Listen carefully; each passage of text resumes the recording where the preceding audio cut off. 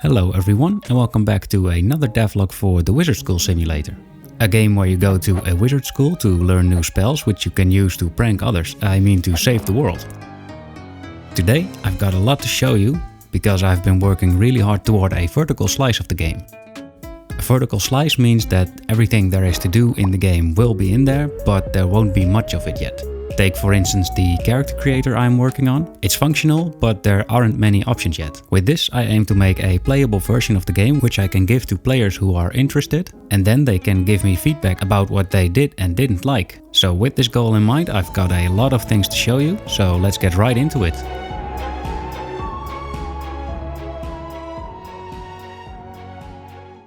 Until recently, one of the bigger challenges when building this game was the combat system. Since I wanted it to feel a bit snappy and fast-paced, but due to the art style, this can be a bit tricky to get right. The problem is you cannot really tell which way the character is facing, since it is only a 2D sprite. In most 3D games you can run in a direction and do an attack in that direction. But here the animation only allows for punches to the side. But I found a solution. I introduced a new spell, the Mage Slap. When you quick cast this spell, a magic hand appears in the direction that you cast it. This allows me to animate a slap in any direction without breaking the art style. This spell has a couple of uses, but let's get into the combat first.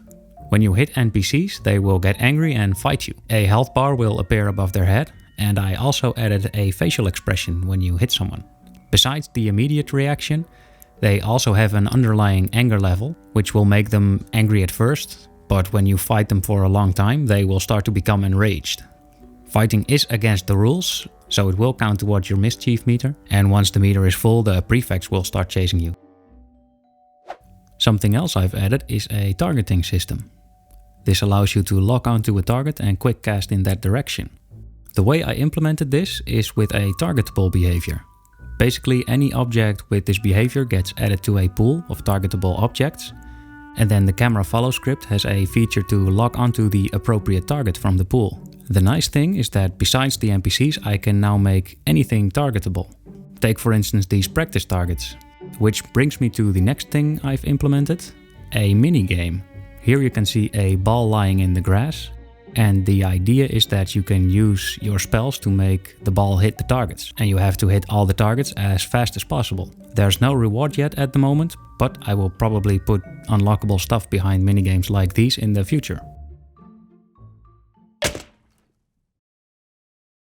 Okay, so we've covered combat and a minigame, but in the beginning of this video I mentioned that I am working towards a vertical slice of the game. So I think this is a good time to go over the gameplay loop. The loop basically consists of going to classes, and in between classes you will progress through a story. And right now the class system is taking shape pretty nicely.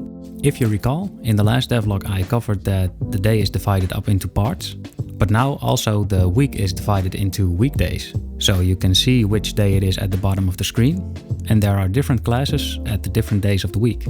I can manage the lesson schedule in scriptable objects, so I can make a different schedule for each season, for example. Based on the schedule, the currently active lesson determines through which door you can go. Now, because the story will be a big part of the game, I needed some kind of way to easily create cutscenes. Luckily Unity has a built-in animator, so I introduced a prefab which I named Actor. And the actor contains the game object for the character, and there's also a couple of variables which I can use to start animations on the character and change the way the character looks. In the animator I can then manage these variables to create any character and make it do anything. And because the player character is customly made, I also have an option to make an actor look like the player character. So now when you enter the class, you will get this cutscene. I will change the cutscene later, but I think this simple animation already adds a lot of charm to the game. When the cutscene is over, you get the minigame that I also showed in the last devlog, and then when you complete the class, you unlock a new spell. This spell then gets added to the spellbook. Now the spellbook is also a new feature. I do not really like the way it looks yet, but I had to put in something, so I will probably rework it later. And the way that the spellbook works under the hood is that I made a scriptable object for the spellbook page, and the scriptable object contains the spell and some meta information about the spell. And then I can flag one of these pages as unlocked when you complete the class. Now you've seen a bunch of props around the world, and having these things just statically be there is a bit boring. Of course, you can hit them with spells, but besides that, I decided to make an interaction system. Basically, I can add an interactable script to any object, and then I have to add a trigger zone. And if you stand inside the trigger zone, then the interaction button appears above the head of the character. When you press that button, some custom logic gets triggered, which I can customize for each interactable. So for instance, you can sit on this bench or look at the blackboard to see the lesson schedule. You can also chat with other students. You can recall the ball for that minigame. And when the day is over, you can go to bed and start the next day.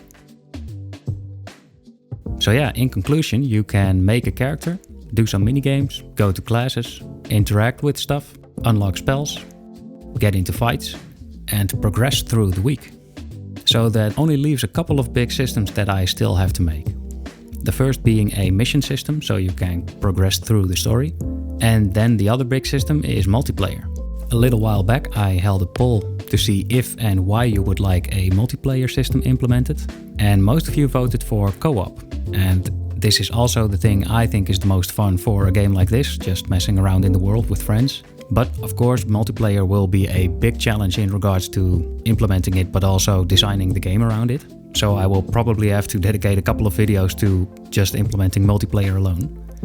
But to me, one of the most exciting things would be to play the game with some of you guys maybe.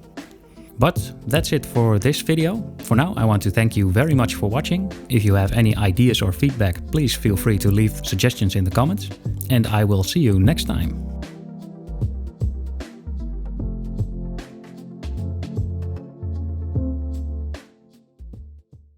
When you quick cast this spell.